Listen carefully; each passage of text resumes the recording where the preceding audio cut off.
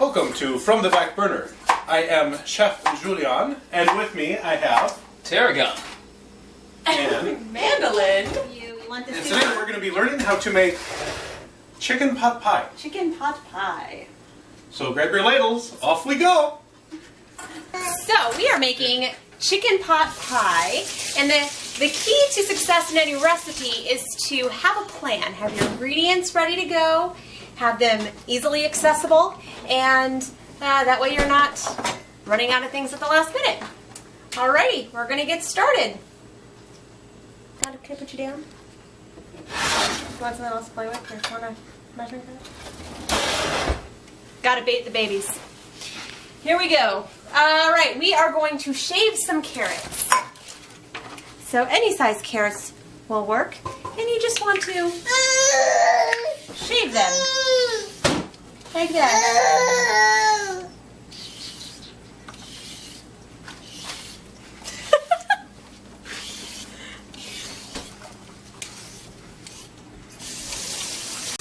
No nicks or Razorburg.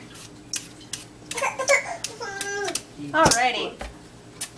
Then we are going to chop. For this recipe we need 1 cup of carrots and 1 cup of peas. Great thing about peas is they're already pea-sized. You don't need to. You don't need to cut those. But the carrots you shank are carrots. And the key to a good shank is to start low and let the knife do the work. You're going to rock the knife forward and down, forward and down, forward and down, just like you're shanking somebody. If you rotate the carrot every couple of shanks, I can demonstrate that with this one here. That little amputate the end there. If you rotate it every couple of times, just like that, just kind of give it a little roll. It'll keep you from, getting too angled there. And then your pieces will look pretty. Isn't that lovely? Look at the green and the orange. And here, for today, we have our biscuit topping for our pot pie. So you got to make sure you get in there and mosh the mix in there nice and well together. Make sure it's all sticking well and together there. And once it's ready, we're going to be going ahead and putting them into little tins like the glove of Michigan. Isn't that cute? So for all you Michiganders out there, look, it's Michigan. We're going to eat you. So we're going to continue moshing until all the other ingredients are ready, and then this will go on top.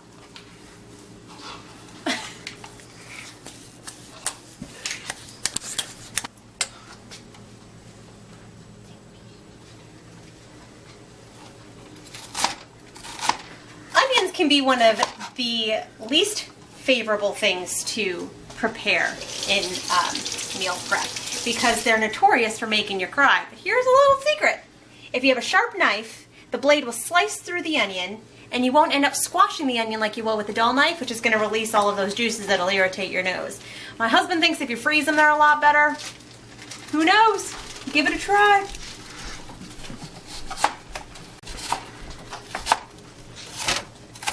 There we go. Oh, where's my...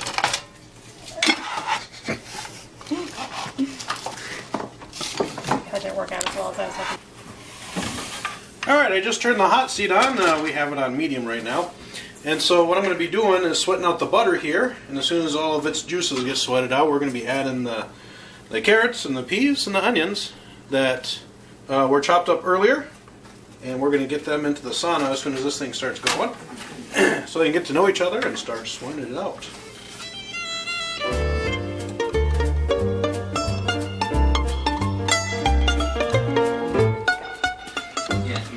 Alright, now we got the butter starting to melt here, so we're going to turn up the heat a little bit. We're going to be adding the peas and the carrots that Mandolin chopped up earlier. Put those in there, don't be shy, go ahead. And along with these guys, we're going to be adding the no-cry onions that were chopped up, very nice. Oh, does that look good or what? There we go, make sure they all get in there. Ooh, this is smelling good already. I don't know if you guys can smell it at home. We're cooking up something good here. Alright, so we're going to let these guys sweat it out over some close to high heat here. As soon as they start sweating it together, their juices are just going to blend in together. And it's going to be so good, make you want to slap your mama. Alright, well as our friends are getting to know each other here in the hot seat, we're going to add just a tickle of salt. And what the salt is going to do is it's going to help to pull out that liquid, and it's going to help all of our guys here sweat it out and simmer together and get nice and soft for our pot pie.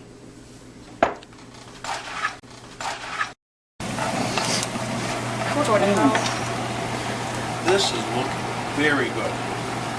Carrots are starting to get tender. You know what? We're going to give a little taste to it. It looks so good.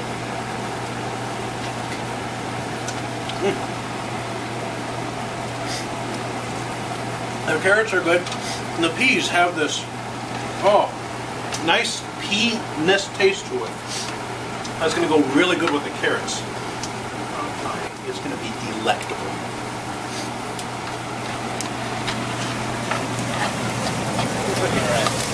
And you may notice here that we got a little bit of smoking coming up from under the pan. You want to look for that. That shows good convection in the pan that you're using. Good heat getting all around and mixing everything very well. So make sure you keep an eye out for that good smoke in there.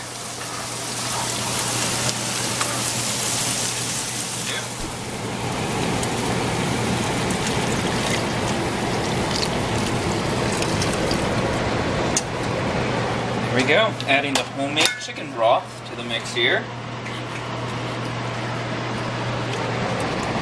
It's stirred in really nicely there. It's very good.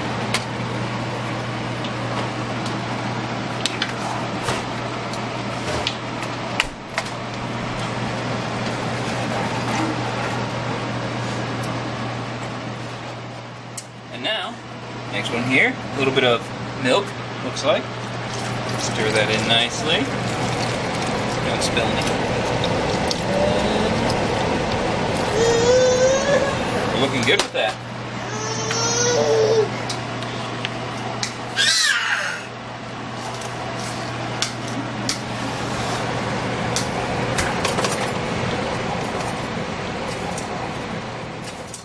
Alrighty. Well, we are getting ready to thicken up our pot pie mixture here.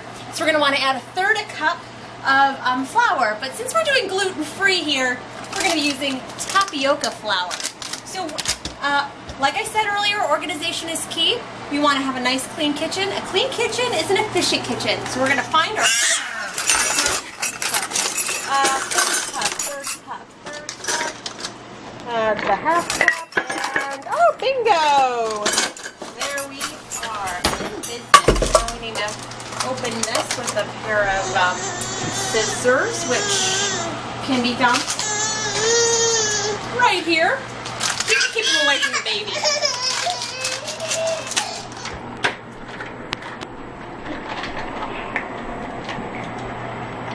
Tapioca flour is very starchy. It's very light, and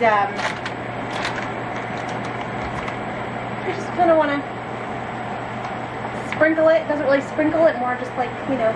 Light and poofy. Yes, like a cloud. And we'll just stir that in vigorously. Alright, so here we go. It's coming along now. You know you're getting about ready here when it starts getting a very nice mucusy texture to it there. Oh, look at that. Just like snot. Very good. Very good. Once it's about there, you know it's time to mix in the chicken and get things rolling a little more. Oh, yeah. Look at all those peas in there. Oh, beautiful. Beautiful. Ready for chicken here? I'm going to go ahead and mix those in, you know, right into the mucus. I mean, the mixture here. Get that all good. There we go. Alright. So we got some shank chicken in the mixture and we're good.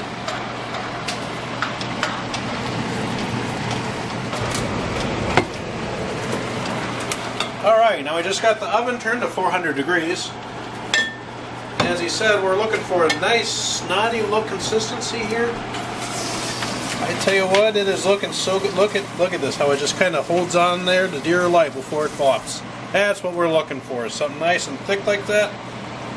Kind of like when you have those cold on those nice winter days, or you're outside too long playing in the water, and all that congestion and stuff out in there. Yeah, that's what we're looking for right now. Just like that. See how the peas hold on to dear life before they fall off. That's what we're looking for. Just, yep. I tell you what, that thickness is going to give you a full belly when we're done eating this stuff. This is good. Now what we're going to do is add it to the pot. Pretty soon, I'm going to be putting it in the oven. There you go.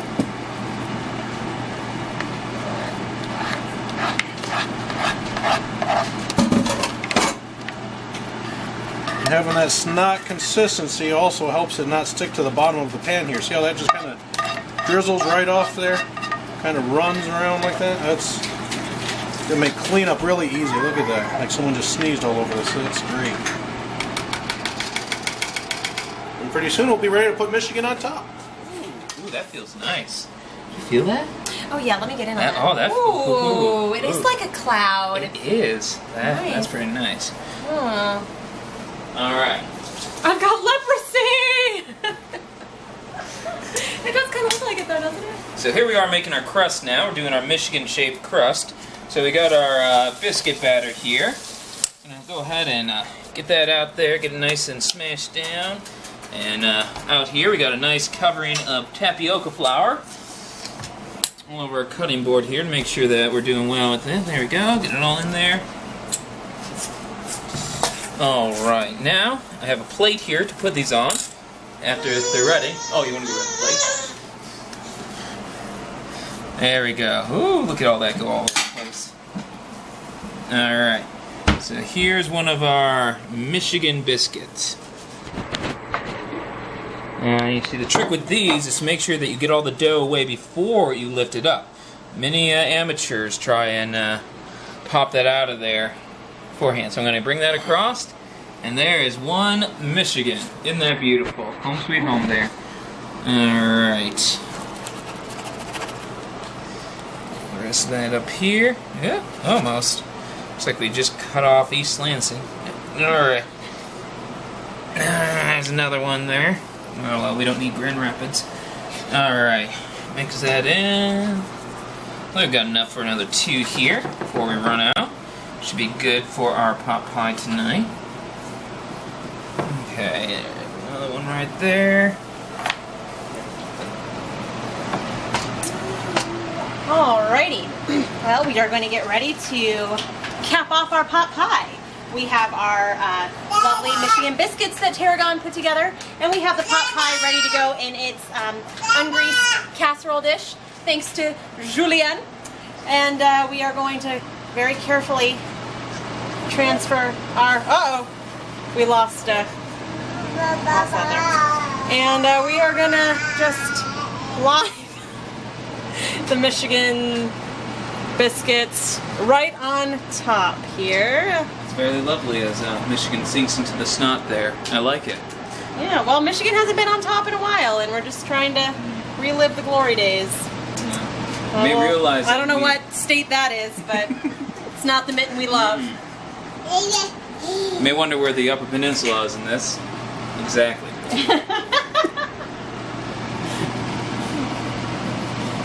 In a perfect Michigan, there is no no. Just kidding. Just kidding to all of our friends yuppers.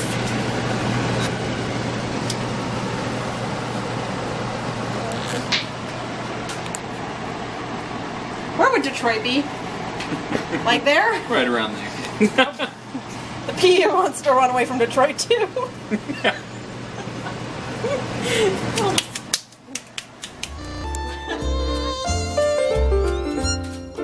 Alright. It's been 15 minutes. It's time to take our pot pie out of the oven and see if we are done.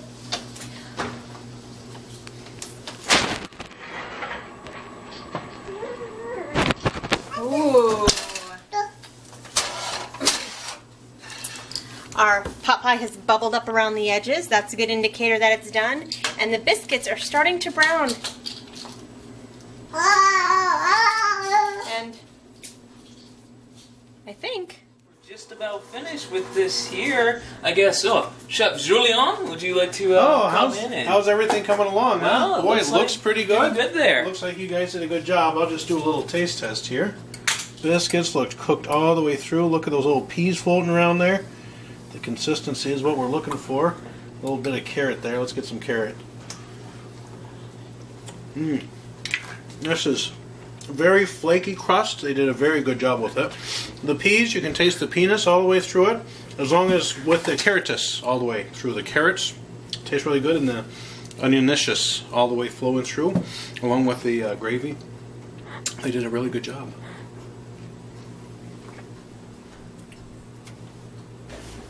Well, from all of us at the Back Burner, I am Julienne Moscato, saying keep one in the oven. And from our table to yours, I am Mandolin Reynolds. And I'm Tarragon Reynolds with P. Reynolds here, and I hope you all have a wonderful evening. Enjoy eating.